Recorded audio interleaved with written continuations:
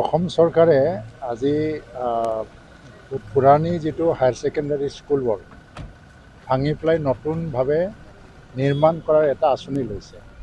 এইটো নেচিটৰ আণ্ডাৰত আৰু সমগ্ৰ অসমত প্ৰায় মানে 500খনমান স্কুল এনেকৈ লোৱা হৈছে আৰু চিৰাং জিলাত প্ৰায় 9খন তেনেকুৱা স্কুল বাছনি কৰা হৈছে, তাৰ কাৰণে চেংচন কৰা হৈছে। আজি খাচীকট্ৰা হায়াৰ ছেকেণ্ডাৰী স্কুলৰ কাৰণে 8 কোটি টকা মঞ্জুৰ কৰা হৈছে নেচিটৰ আণ্ডাৰত।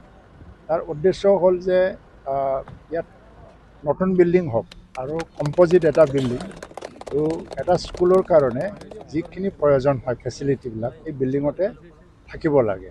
ৱাটাৰ ছাপ্লাইৰ পৰা আৰম্ভ কৰি electricity, library, digital classroom, common room চব মানে ইয়াতে অডিটৰিয়াম চব কম্পজিট এটা পেকেজত আহিব লাগে আৰু পুৰণি বিল্ডিংটো ভাঙি পেলাব লাগে।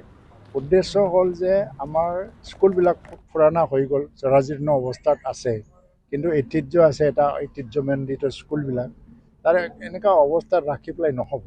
আমি কি আছিলে যে পাৰ্ট ৰিপেয়াৰিং বেচিছত স্কুলবিলাক বনাই আছোঁ। কেতিয়াবা 3 লাখ, কেতিয়াবা 5 লাখ। এটা ৰুমটো ভাল হৈ গ'ল আৰু অন্য ৰুমবিলাকে বেয়া হৈ গ'ল। এনেকৈ ৰিপেয়াৰিং কৰোঁতে কোটি কোটি টকা নষ্ট হৈ যায়, কিন্তু স্কুল ভাল নহয়। এতিয়া একেবাৰতে ইমান ডাঙৰ এটা বৃহৎ অংকৰ পইচা মঞ্জুৰ কৰি পেলাই বিল্ডিংটো ভালকৈ বনাব খুজিছে। আৰু চিৰাং জিলাত আমাৰ চিডলি সমষ্টিৰ ভিতৰত আমাৰ বিধায়ক জয়ন্ত বসুমতাৰী ডাঙৰীয়া তেখেতে প্ৰায়ৰিটি লিষ্টত এই খাচীকট্ৰা হায়াৰ ছেকেণ্ডাৰী স্কুলটো দিলে আৰু নেক্সটটো বেংটল হায়াৰ ছেকেণ্ডাৰী দিলে। তো এই হিচাপত টকাটো মঞ্জুৰ কৰা হৈছে। এতিয়া এইটো এটা শিক্ষাখণ্ডৰ ডাঙৰ এটা পদক্ষেপ। ডক্টৰ হিমন্ত বিশ্ব শৰ্মাৰ নেতৃত্বত যিটো অসমত চৰকাৰ চলি আছে, মিত্ৰজোঁটৰ চৰকাৰ, এটা শিক্ষাখণ্ডৰ ডাঙৰ এটা পদক্ষেপ। আমি কল্পনাও কৰিব পৰা নাছিল যে এটা স্কুল বিল্ডিঙৰ কাৰণে ইমান বৃহৎ অংকৰ মানে পুঁজি যে পাব পাৰে। আমি 10 লাখ 15 লাখৰ সপোন দেখা পাওঁ। স্কুল এটা ৰিপেয়াৰিঙৰ কাৰণে, ৰুফিঙৰ কাৰণে টিন কিনিব লাগে বা বাউণ্ডাৰী ৱাল দিব লাগে, কোনোবা MLA LAD ফাণ্ডৰ পৰা 5 লাখ দিছে, সেইবিলাকেতো এটা কালচাৰ আছে। কিন্তু কম্পজিটভাৱে এটা পেকেজত তেওঁ যে ইমান ডাঙৰ এটা এমাউণ্টৰ ধন বা পুঁজি মঞ্জুৰ কৰি পেলাই সমগ্ৰ স্কুলটোকে মানে নতুন ৰূপ দিবলৈ চেষ্টা কৰিছে, এইটো খুব ডাঙৰ পদক্ষেপ আৰু শিক্ষাখণ্ডত এটা আন্তঃগাঁথনি উন্নয়নৰ ক্ষেত্ৰত এটা ডাঙৰ বিপ্লৱ আনিব। আৰু সেইকাৰণে ধন্যবাদ দিছোঁ মই চিডলিবাসী হৈও বা চিৰাংবাসী হৈও, কাৰণ চিৰাঙৰ অধীনত প্ৰায় 9খন স্কুল এনেকৈ মঞ্জুৰি পাইছে বিজনী লৈ পেলাই। মই আজি গোটেই দিনত 4খন স্কুলৰ আধাৰশিলা স্থাপন কৰিম। আকৌ 9 তাৰিখ বা এনেকৈ আগা পিছা হ'ব পাৰে, আকৌ বিজনী চাব ডিভিজনৰ ভিতৰত মই আহিম। তো এইকাৰণে ধন্যবাদ দিছোঁ এই অঞ্চলৰ ৰাইজৰ হৈ।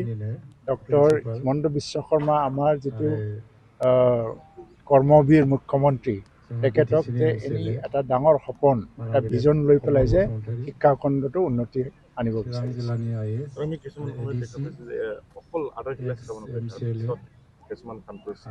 এতিয়া কথাটো জানি ল'ব যে এতিয়া যিটো ডক্টৰ হিমন্ত বিশ্ব শৰ্মাৰ নেতৃত্বত যিটো চৰকাৰ চলি আছে 3 বছৰত, আমি অকল চেংচন প্ৰজেক্টটোকে আধাৰশিলা স্থাপন কৰোঁ।